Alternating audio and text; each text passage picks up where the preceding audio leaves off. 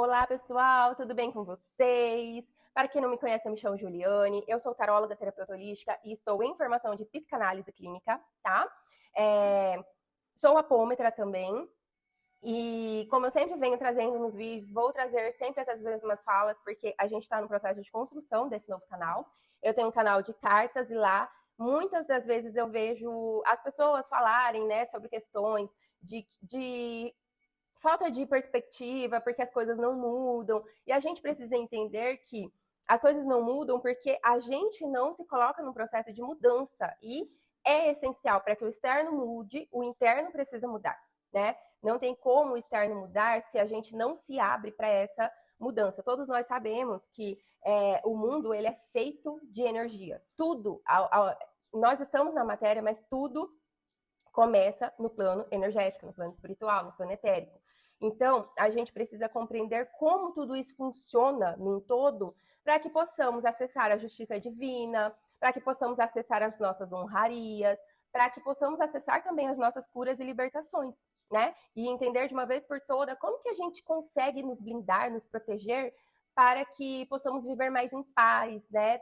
Para que tenhamos uma saúde física, emocional e mental mais equilibrada, né? Um espiritual mais equilibrado. Então, nesses vídeos eu vou trazer questões profundas, autoapometria, para que a gente possa nos curar e nos libertar. Mas é importante a gente entender que, primeiro, é necessária a compreensão de como tudo ocorre, para que a gente entenda como que ressignifica, para que, quando for fazer o processo de corte energético espiritual, o corte venha, fecha e sela as brechas e nunca mais essas brechas serão abertas, tá?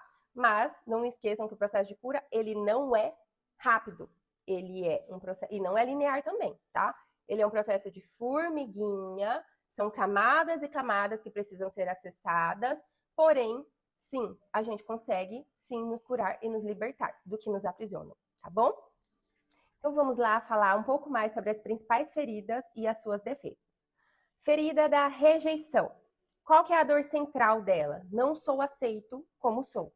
A pessoa, ela passa a temer ser excluída dos ambientes, de relacionamentos.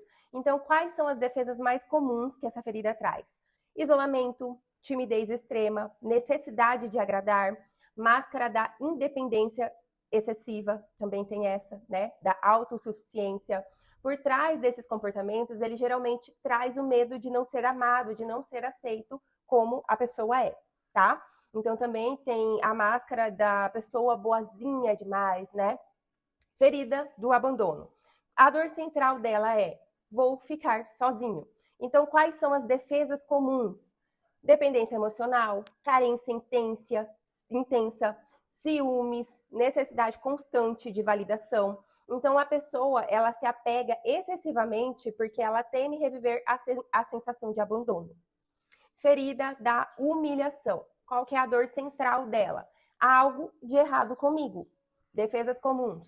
Autocrítica severa, necessidade de agradar. Essa autocrítica severa, ela gera o perfeccionismo, tá? A pessoa sente que ela precisa ser perfeita.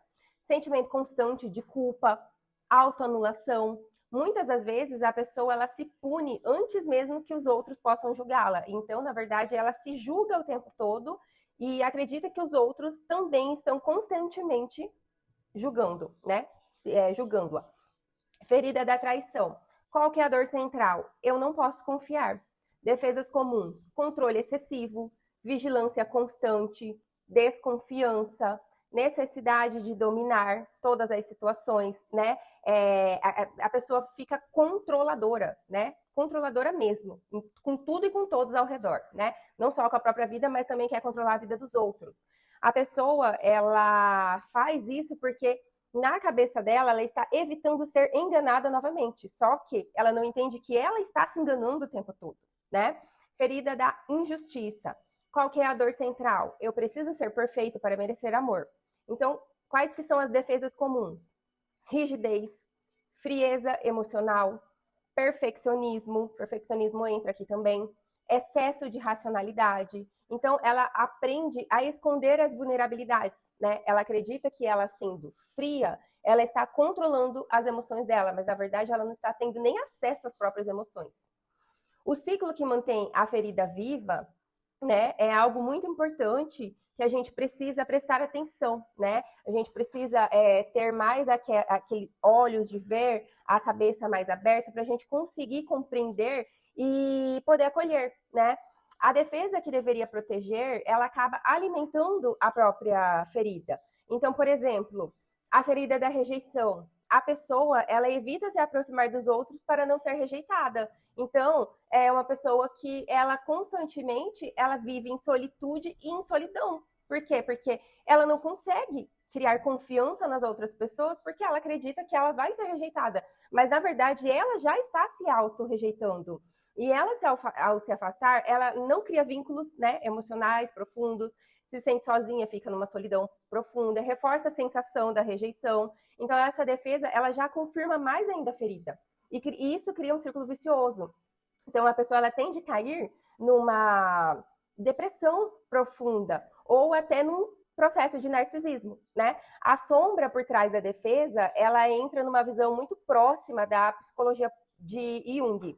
A defesa, ela cria uma máscara, né? E por trás dela existe uma parte vulnerável que a pessoa não quer ver, né? Dela mesma. Então, por exemplo, a pessoa extremamente controladora, ela costuma esconder seus medos, suas inseguranças, suas vulnerabilidades. Então, a gente precisa entender que os mecanismos de defesa, ele acaba, se a gente não consegue lidar, né, com a nossa própria mente, ele acaba nos sabotando o tempo todo, né?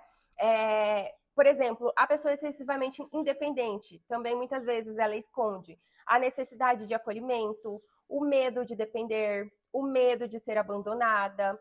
Então, quanto mais rígida a nossa defesa, mais sensível costuma ser a ferida escondida.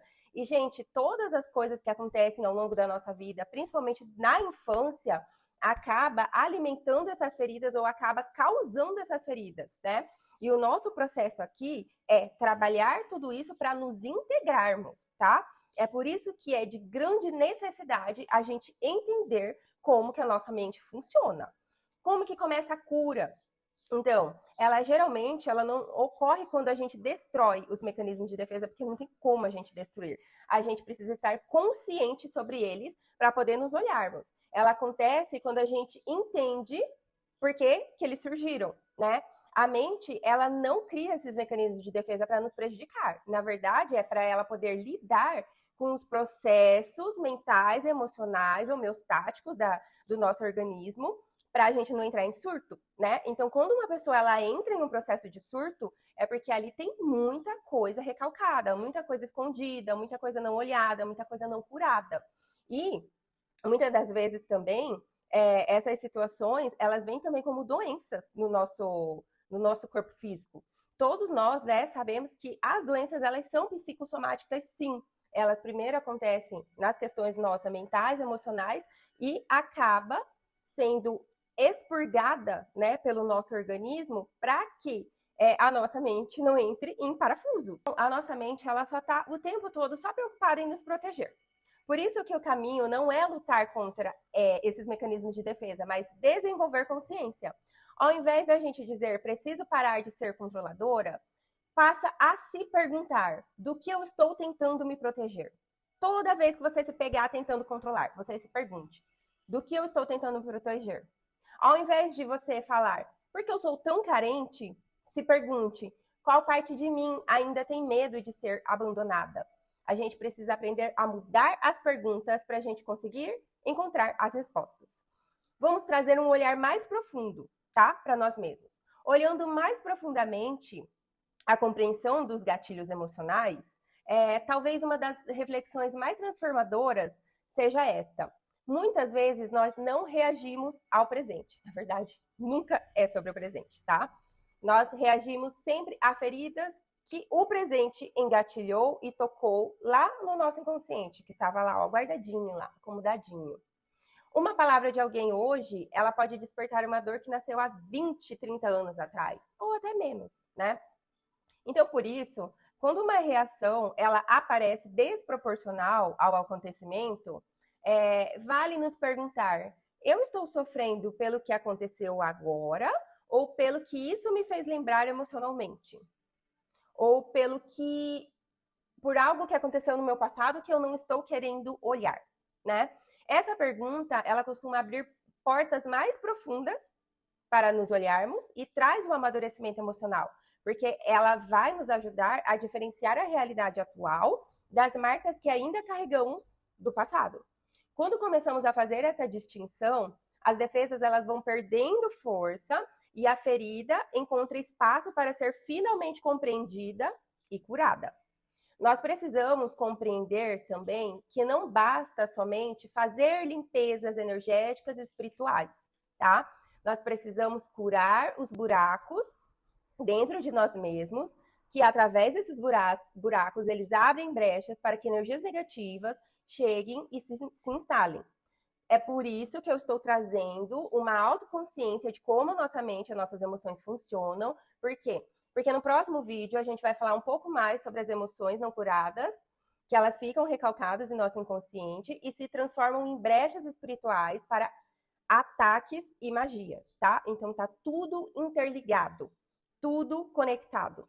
Se a gente não se cura, a gente sempre vai estar vulnerável a pessoas, a ambientes, a situações à nossa volta.